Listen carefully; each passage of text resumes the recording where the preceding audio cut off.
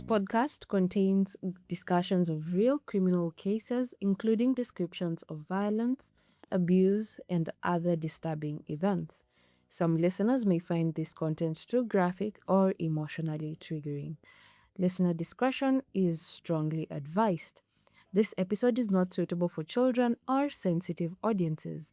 All information presented is based on publicly available sources and investigative reporting. If you feel distressed at any point while listening, please consider pausing the episode and seeking professional support.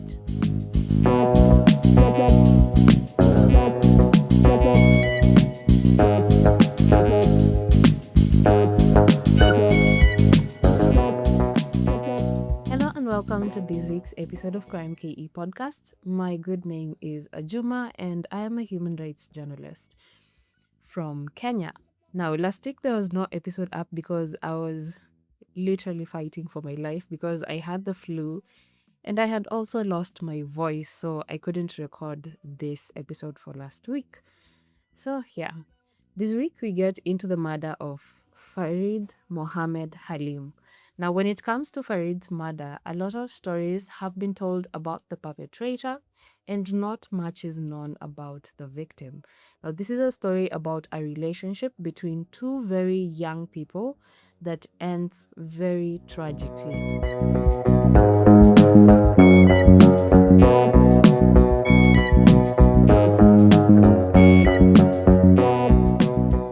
To begin this story, let me take you to the morning of Sunday, September 20th, 2015.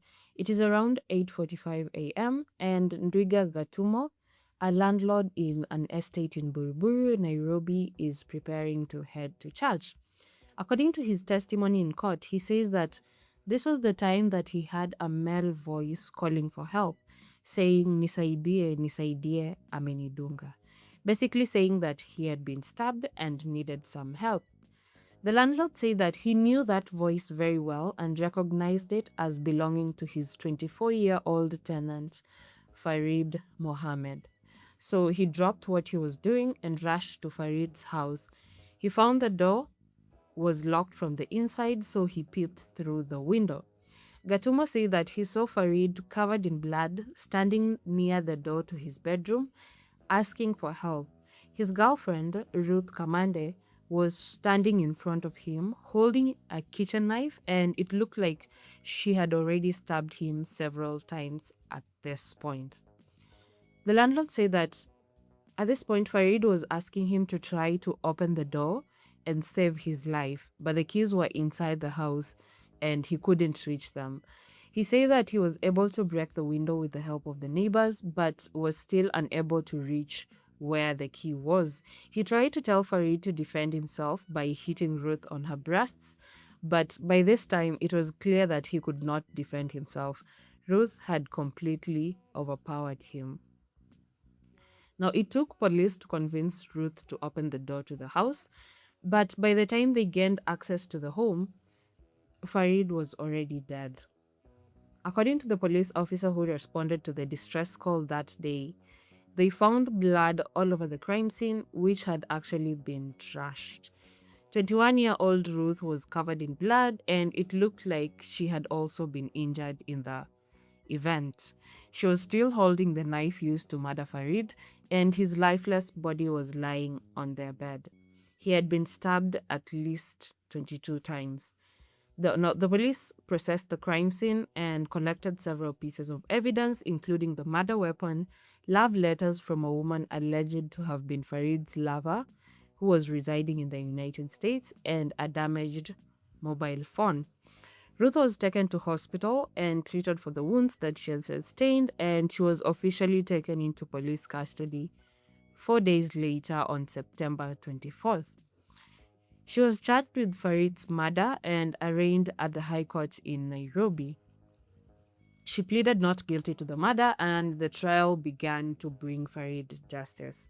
Now, the postmortem report confirmed that Farid had been stabbed 25 times on different parts of his body, including his chest, his head, his neck, his legs, his abdomen, his hands, and his back. The pathologist said that Farid died from blood loss from the stab wounds. Now, Ruth told investigators that she had stabbed Farid out of fear. According to Ruth's testimony, they began arguing that Sunday morning after she discovered a card hidden under their mattress. Now, the card was for HIV treatment, and she said that it had Farid's name on it. So she confronted him about it because she had no idea that her boyfriend was HIV positive or even trying to seek treatment for HIV. Ruth told the detective that at this point she believed that Farid wanted to ruin her life by intentionally infecting her with HIV because he said that Farid had insisted on having unprotected sex with her the previous night on Saturday. She said that everything escalated when she threatened that she would tell his family about what she had just found out. She said that Farid told her that he would rather kill her than kill himself than let his HIV status get exposed. Ruth said that the officers who took her to Kenyatta National Hospital when they found her in the house saved her life because when she was taken for treatment, she was also given post-exposure prophylaxis, which is famously referred to as PEP and is used to prevent infection from HIV after you have been exposed to the virus. Ruth said that Farid snatched the card from her and attacked her from behind as she packed her clothes, but after a tussle, she was able to overpower him by putting her thumbs in his eyes. Then she used the kitchen knife to stab him several times. She said that before she overpowered him, he had already inflicted several injuries on her chest, stomach, fingers, hands, abdomen, and on her right thigh. The prosecution in the case lined up 15 witnesses to testify against Ruth, including neighbors, medical experts, police officers, and even the landlord. Now, according to the prosecution, Farid's murder was premeditated and executed by Ruth, and it was not out of fear as she was making it out to be. Now, according to the prosecution's theory, Ruth and Farid's argument began when she found letters from two other women in their room. After she found the letters, she then decided to lock the door from inside and attacked him from behind as he was working on his laptop that Sunday morning. Now, the prosecution painted a picture of a vindictive girlfriend who was out for blood. They say that after viciously stabbing Farid to death, she turned the knife on herself and injured her abdomen before the police arrived. Now, in her testimony, Ruth denied that allegation and she said that she did not intentionally murder Farid and she did not stab herself to cover up the murder. She told the court that Farid had admitted to her that he was having an affair with two other women, and she only ended up in the situation because she confronted him about his HIV treatment card. She said that she even tried to save Farid's life when she realized that he was bleeding heavily, and she did this by getting him water from the kitchen. I don't know to do what with the water. He tried to save his life by getting him water and not by opening the door so that those standing outside could get in and help them get to the hospital. Now, she stuck to her testimony that she felt threatened, telling the court that, quote, "I was so afraid, I felt like it was my life that could have been taken instead."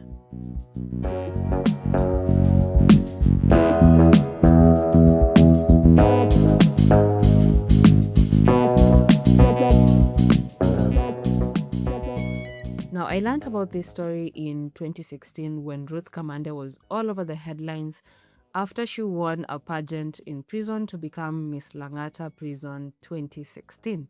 So I remember going down this rabbit hole and finding out that she was actually on trial for stabbing her boyfriend 25 times. Their friends who spoke at the trial say that Ruth and Farid did not have the healthiest relationship. It was one of those on and off relationship, but none of them saw this being the end of that relationship. None of them saw this tragedy coming. Now, according to a report by The Guardian, Farid and Ruth met when he was 19 at a mutual friend's party. The friend was close to Farid's family. Now, at the time of the murder, Ruth was working as a telemarketer after deferring from JKUAT, where she was enrolled to study business. Farid had just completed a computer science degree at the University of Nairobi and was working at an IT firm in Nairobi town. Now, in the interview with The Guardian, Ruth said that she reached out to Farid's family in 2017 while in police custody to seek forgiveness, but they dismissed her because they were still grieving his death and they were not ready for that conversation. Now, after a 3-year-long trial, the High Court, through Judge Jesse Lesit, found Ruth guilty of Farid's murder in May of 2018. In July of the same year, Ruth was given a death sentence. The court found that the prosecution had proven its case.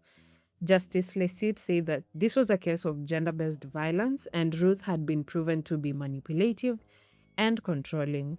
The judge said that she gave her the death sentence because she wanted to make a statement specifically to young people.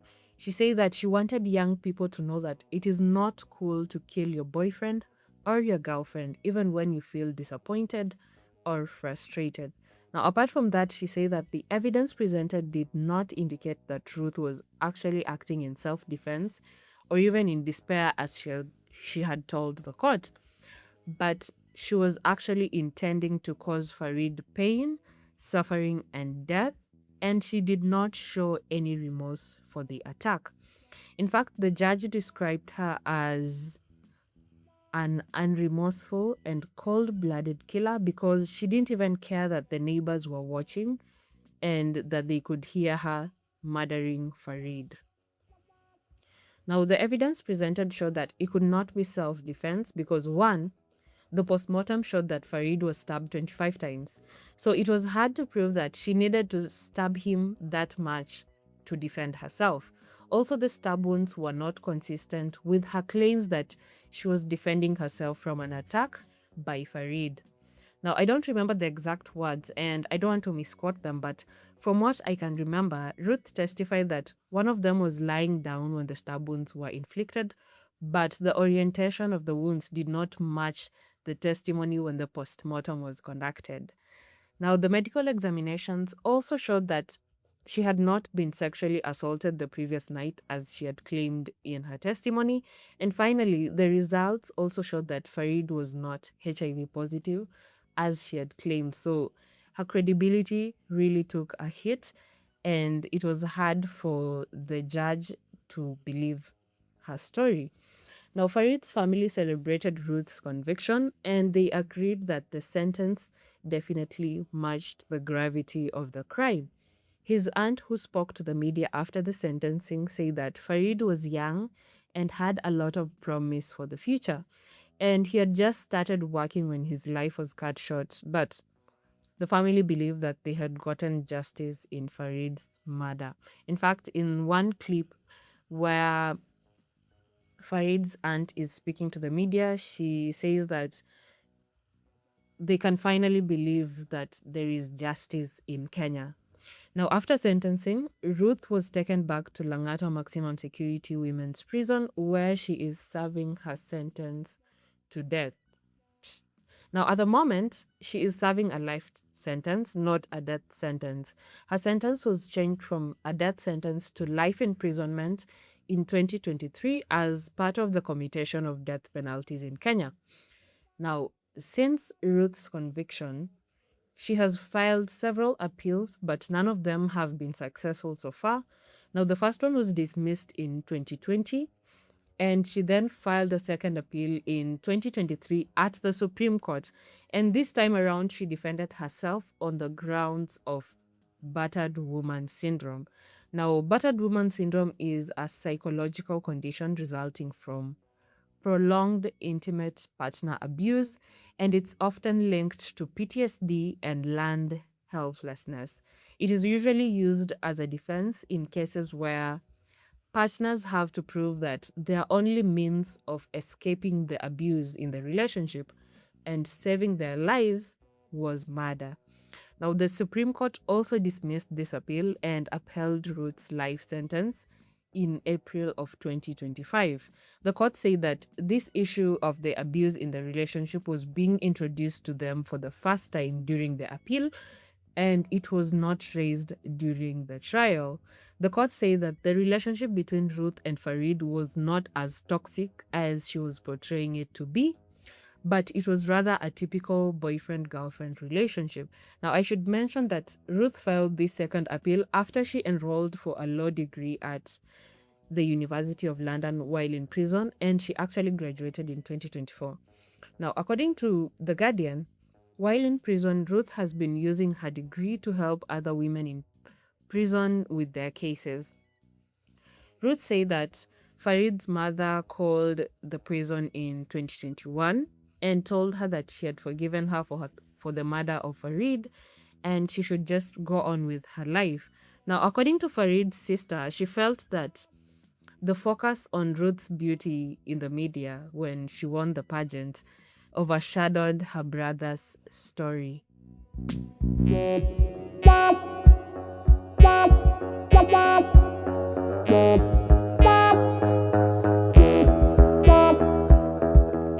Thank you for staying with me until the end of this episode. You can support Krime KE podcast by sharing this episode with your friends so that we can get a larger community to listen to these cases. You can follow the podcast on Instagram at krime.ke, or you can find me on Facebook at Ajuma Millicent for updates on the cases covered on the podcast.